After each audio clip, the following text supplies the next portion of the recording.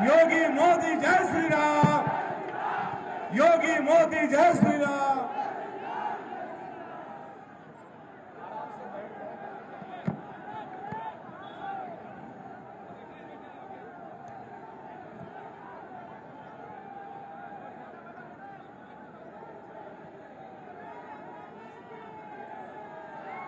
बाबा महेंद्र नाथ, आप भारत रत्न डॉक्टर राजेंद्र प्रसाद जी के ई गौरवशाली धरती पर रौरा सभी के हम हृदय से अभिनंदन करत बानी।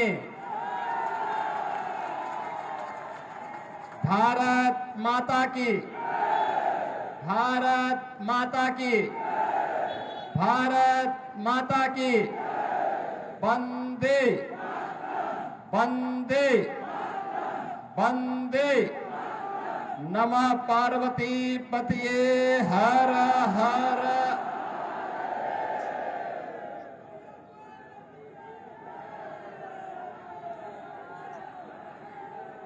आज की इस चुनावी सभा में मंच पर उपस्थित सीवान की लोकप्रिय सांसद श्रीमती विजय लक्ष्मी देवी जी, भारतीय जनता पार्टी के जिला के अध्यक्ष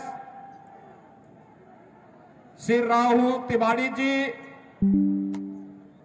जिला अध्यक्ष जदयू श्री चंद्रकेतु सिंह जी, जिलाध्यक्ष लोजपा श्री महादेव पासवान जी,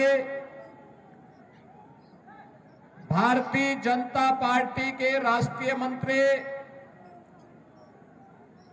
श्री अरविंद मेनन जी, उत्तर प्रदेश विधानसभा के सदस्य श्री आकाश सक्सेना जी,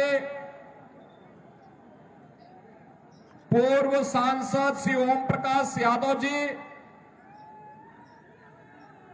भारतीय जनता पार्टी के वरिष्ठ नेता श्री जितेंद्र स्वामी जी, पूर्व मंत्री श्री विक्रम कुंवर जी, विधान परिषद के पूर्व सदस्य श्री मनोज कुमार सिंह जी, पूर्व विधायक रमेश सिंह कुशवाहा जी, अजय सिंह जी, अनिता कुशवाहा जी, संगीता यादव जी और भारी संख्या में रघुनाथपुर और दरौली विधानसभा क्षेत्र से जुड़े हुए सभी मेरे उपस्थित बहनों और भाइयों, मैं सबसे पहले इस पावन धरा को कोटि कोटि नमन करते हुए आप सभी का मैं अभिनंदन करता हूं। बहनों और भाइयों, मैं जैसे इस धरती पर आया हूं, इंद्रदेव की बड़ी कृपा होने लग गई और बहुत ऐसे लग रहा है जैसे इंद्र भगवान भी पुष्पों की वर्षा करके सीवान जनपद की सभी सीटों को एनडीए को जिताने के लिए अपना आशीर्वाद बरसा रहे हैं। बहनों और भाइयों, जब मैं बिहार में आता हूं तो मुझे बिहार की गौरवशाली परंपरा का स्मरण हो आता है। बिहार की धरती हम सबके लिए ज्ञान की धरती है, भक्ति की धरती है, शक्ति की धरती है, शांति और क्रांति की धरती है। जिस धरती ने उत्तर प्रदेश की धरती से आने वाले महात्मा बुद्ध को ज्ञान प्रदान किया हो, जिस धरा ने भारत के गौरवशाली इतिहास में एक नया अध्याय जोड़ते हुए नालंदा विश्वविद्यालय दिया हो, जिस धरती ने भगवान महावीर जैन को जन्म दिया हो, जिस धरा ने चाणक्य दिया हो, जिस धरती ने डॉक्टर राजेंद्र प्रसाद, श्री जयप्रकाश नारायण, बाबू जगजीवन राम और कर्पूरी ठाकुर जैसी विभूतियों को जन्म दिया हो, वे कौन लोग थे?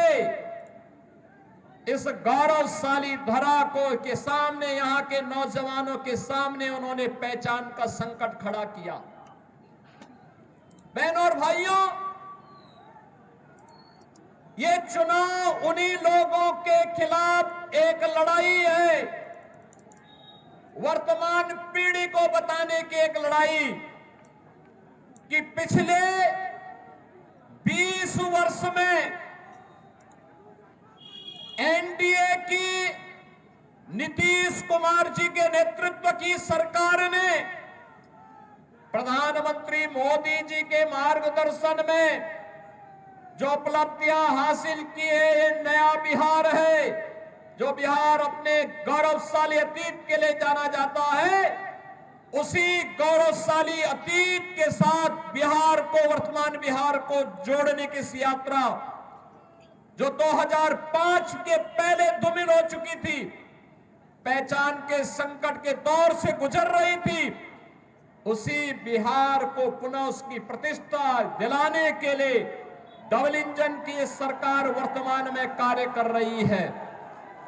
बहनों और भाइयों, मुझे आश्चर्य हुआ जब मैं रघुनाथपुर में आया और रघुनाथपुर में आकर के मैंने देखा कि आरजेडी ने यहां से जो प्रत्याशी दिया है वो अपनी खानदानी आपराधिक पृष्ठभूमि के लिए इस पूरे क्षेत्र नहीं, देश और दुनिया में कुख्यात रहा है। नाम भी देखो ना, जैसा नाम वैसा काम, जैसा नाम वैसा काम। और बहनों और भाइयों, इसीलिए तो मैं कहता हूं, हमने यूपी के अंदर एक बात कही कि भाई देखो, अपराध और अपराधियों के प्रति जीरो टॉलरेंस, और जीरो टॉलरेंस के तहत आज आप देख रहे होंगे आरजेडी और उनके लोग आज भी अयोध्या में श्री राम जन्मभूमि पर भगवान राम के मंदिर का विरोध कर रहे हैं। सीतामढ़ी और उसके आसपास के क्षेत्र में मां जानकी के भव्य मंदिर के निर्माण और कॉरिडोर के विकास के लिए किए जाने वाले कार्य का विरोध कर रहे हैं। ये आरजेडी के लोगों को बताना चाहिए, अयोध्या में श्री राम जन्मभूमि पर भव्य राम मंदिर का निर्माण होने के पहले उत्तर प्रदेश की डबल इंजन की सरकार ने प्रधानमंत्री मोदी जी के नेतृत्व में अयोध्या में राजर्षि दशरथ जी के नाम पर मेडिकल कॉलेज का निर्माण पहले किया, महर्षि वाल्मीकि के नाम पर इंटरनेशनल एयरपोर्ट का निर्माण किया, और फिर 500 वर्षों के कलंक को मिटाते हुए भगवान राम के भव्य मंदिर के निर्माण का मार्ग भी प्रशस्त किया। बहनों और भाइयों, मैं पूछना चाहता हूं, आरजेडी ने राम मंदिर के रथ को रोकने का पाप किया था, आरजेडी ने पाप किया था। कांग्रेस कहती थी कि राम तो हुए ही नहीं, इनका पार्टनर समाजवादी पार्टी उत्तर प्रदेश में राम भक्तों पर गोलियां चलाती है और ये लोग जब भी इन्हें अवसर मिला, एक ने बिहार के अंदर, एक ने उत्तर प्रदेश के अंदर, वहां के नौजवानों के सामने, वहां के नागरिकों के सामने पहचान का संकट खड़ा किया। लेकिन बहनों और भाइयों, डबल इंजन की एनडीए की सरकार अब पहचान के संकट के लिए मोहताज नहीं। हर बिहारी आज अपने गौरव के साथ सीना तान करके देश और दुनिया के अंदर जाता है, अपनी पहचान को प्रस्तुत करता है। अब बिहार में क्या नहीं है? अब बिहार में सब बात, अच्छी सड़कें हैं और हम लोगों ने 6100 करोड़ रुपए की लागत से अयोध्या धाम को सीधे सीतामढ़ी से जोड़ने के लिए राम जानकी मार्ग के निर्माण के काम को भी युद्ध स्तर पर आगे बढ़ाया है। आज बिहार में एयरपोर्ट है, मेडिकल कॉलेजेज हैं, इंजीनियरिंग कॉलेजेज हैं और आज बिहार में पलायन नहीं, आज यहां पर प्रगति के नए नए प्रतिमान स्थापित करने की दिशा में बिहार आगे बढ़ा है। गरीब कल्याणकारी योजनाओं का लाभ गरीबों को मिल रहा है। अराजकता पैदा करने वालों के खिलाफ जीरो टॉलरेंस की नीति के तहत ये डबल इंजन की सरकार नीतीश जी के नेतृत्व में कार्य कर रही है। और बहनों और भाइयों, जो बाकी बच जाता है यूपी का बुलडोजर उसको पूरा कर लेता है। और मैं तो आप सबसे यही कहने के लिए आया हूं, एनडीए यहां पर सभी नेताओं ने प्रधानमंत्री मोदी जी के नेतृत्व में, उनके मार्गदर्शन में, नीतीश जी के नेतृत्व में,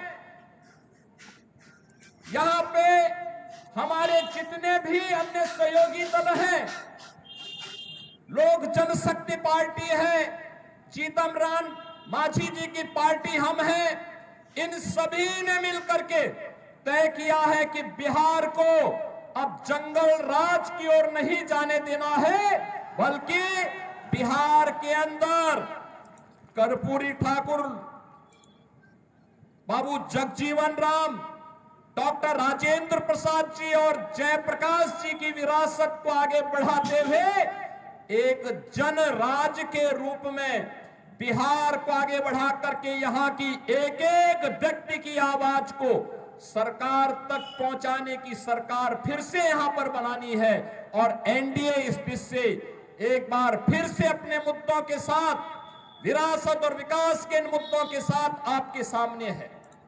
बहनों और भाइयों, सीवान में वह जंगल राज फिर से मत आने दीजिए। आपने देखा होगा कैसे चांद बाबू के पुत्र के ऊपर इसी सीवान में एसिड उड़ेलने का काम हुआ था। ये वही बिहार है। ये अपराधी फिर से जीवित न होने पाए। ये कांग्रेस को, आरजेडी और समाजवादी पार्टी जैसे दलों को शोभा दे सकता है कि वे किसी पेशेवर अपराधी और माफिया को गले लगा करके किसी बाबर और किसी औरंगजेब की मजार में जाकर के सजदा पड़े, लेकिन यहां किसी सच्चे भारतीय को शोभा नहीं देता है। ये नहीं देता है। हम लोग तो उसी मार्ग के पथिक हैं जो गर्व से इस बारे में बोलता है कि रामलला हम आएंगे, मंदिर वही बनाएंगे और बना करके दिखा भी देते हैं। अब किसी को संदेह है अयोध्या में राम मंदिर के निर्माण में? किसी को संदेह है? लेकिन ये लोग प्रश्न उठाते थे, कहते थे कैसे होगा? हमने कहा अयोध्या को सुंदरतम नगरी के रूप में स्थापित करेंगे। और आज आप देख रहे होंगे अयोध्या सुंदरतम नगरी के रूप में स्थापित हो गई ना। कोई संदेह है क्या? कोई संदेह है क्या? और उत्तर प्रदेश में इन माफियाओं के ऊपर कार्रवाई कैसे होती है आपने देख लिया है ना। ये डबल इंजन की सरकार ही कर सकती है, एनडीए की डबल इंजन की सरकार ही ये करेगी। इनकी प्रॉपर्टी को भी जब्त कर दिया जाता है। गरीबों के लिए आवास बनाए जाते हैं, गरीबों के लिए भी आवास बनाए जाते हैं, और मैं स्वयं जाकर के उन गरीबों को वहां पर मकान की चाबी भी दे देता हूं। बहनों और भाइयों, पहली बार आपने देखा होगा देश के अंदर गरीब को उसका सही हक मिला है। हर गरीब को राशन की सुविधा, हर गरीब के पास उज्ज्वला योजना का कनेक्शन, हर गरीब के पास शौचालय की व्यवस्था, हर गरीब के पास 5 लाख रुपए की आयुष्मान भारत की सुविधा। और बिहार में तो डबल इंजन की सरकार ने एक भी और भी कुछ काम किए। हर माता के खाते में अभी नगद धनराशि देकर के उन्हें स्वावलंबन के पथ पर अग्रसर करने का एक नया कार्य और प्रारंभ हो गया है। आप मुझे बताओ, ये मोदी जी के मार्गदर्शन में और नीतीश जी के नेतृत्व में बिहार के अंदर आज ये सभी कार्य युद्ध स्तर पर आगे बढ़ रहे हैं। ये कार्य हो रहे हैं। ये कार्य तभी होते हैं जब नारा होता है सबका साथ और सबके विकास का। और इससे पहले 2005 के पहले क्या होता था? सबका साथ लेकिन परिवार का विकास, एक परिवार का विकास होता था। अब उस परिवार के विकास को भी पीछे छोड़ करके फिर से ये लोग दोहराना चाहते हैं कि सबका साथ तो हो लेकिन माफिया का विकास हो। फिर से माफिया को पनपाने का कार्य हो रहा है। बहनों और भाइयों, माफिया को पनपने नहीं देना है, माफिया को पनपने नहीं देना है। दुनिया के अंदर से कम्युनिज्म समाप्त हो गया है और देश के यशस्वी गृह मंत्री अमित शाह जी ने घोषणा की है कि मार्च 2026 तक भारत से नक्सलवाद और माओवाद पूरी तरह समाप्त हो जाएगा। तो याद करना, नक्सलवाद और माओवाद को समाप्त करने के लिए डबल इंजन की सरकार चाहिए। हमें ये माले नहीं, वहां पर वह सीट लोक जनशक्ति पार्टी को चाहिए, एनडीए को चाहिए। और इसी प्रकार से रघुनाथपुर सीट ये जेडीयू एनडीए को चाहिए। इसके लिए आज आप सबसे अपील करने के लिए मैं आया हूं आपसे। बहनों और भाइयों, हमें अपराधी नहीं, हमें माफिया नहीं, हमें गांव, गरीब, किसान, नौजवान, महिलाओं और विकास के कार्यों को प्रभावी ढंग से आगे बढ़ाने वाला जनप्रतिनिधि चाहिए। आपके सुख दुख में सहभागी बनने वाला जनप्रतिनिधि चाहिए। गरीबों के साथ खड़ा होने वाला जनप्रतिनिधि चाहिए। अत्याचार और शोषण कराने वाला नहीं, पर्व और त्योहारों के समय दंगा कराने वाला नहीं, आस्था के साथ खिलवाड़ करने वाला व्यक्ति नहीं, बल्कि विकास के प्रति ईमानदारी के साथ कार्य करने वाला व्यक्ति हो। और इस दिशा से एनडीए ने जेडीयू के प्रत्याशी के रूप में नंबर भी है 108 रघुनाथपुर। 108 तो भारत का सनातन धर्म का शुभ अंक है और शुभ अंक में एनडीए ही आनी चाहिए। सहमत है ना? सहमत है ना? किसी अशुभ को मत आने देना। किसी ऐसे व्यक्ति को मत आने देना जो यहां के पहचान के सामने संकट खड़ा करे। तो श्री विकास कुमार सिंह को रघुनाथपुर से और दरौली से श्री विष्णुदेव पासवान जी को, नाम भी विष्णुदेव पासवान, ये दो प्रत्याशी एनडीए के हैं, विजयी बना के भेजेंगे, बना के भेजेंगे। ये पीछे लोग क्यों, यहां इतनी बड़ी संख्या में लोग खड़े हैं, सभी लोग पीछे देखो और पीछे देखो, इधर देखो, सभी लोग सहमत हैं, विजयी होकर के जाएंगे ना दोनों लोग। आप लोग घर घर जाएंगे, एक एक घर में जाकर के मेरी अपील को पहुंचाएंगे। विरासत और विकास के लिए, यहां के नौजवानों के रोजगार के लिए, अन्नदाता किसानों की खुशहाली के लिए, बहन और बेटी की सुरक्षा के लिए और व्यापारियों को एक उन्मुक्त वातावरण में व्यापार करने के लिए ऐसा वातावरण देने के लिए फिर से बिहार के अंदर एनडीए सरकार चाहिए। आप सभी सहमत हैं ना? होना चाहिए ना? नौजवानों को रोजगार मिलना चाहिए ना? किसानों को खुशहाली आनी चाहिए ना? बहन और बेटियों की सुरक्षा होनी चाहिए ना? ये काम केवल डबल इंजन की एनडीए सरकार ही करेगी। और इसके लिए विकास कुमार सिंह को रघुनाथपुर से और दरौली से श्री विष्णुदेव पासवान को प्रत्याशी बना करके एनडीए ने आपके पास भेजा है। विजयी बना के भेजेंगे। सभी लोग मेरे साथ बोलेंगे फिर, भारत माता की, भारत माता की, भारत माता की जय श्री राम, जय जय श्री राम, जय जय श्री राम।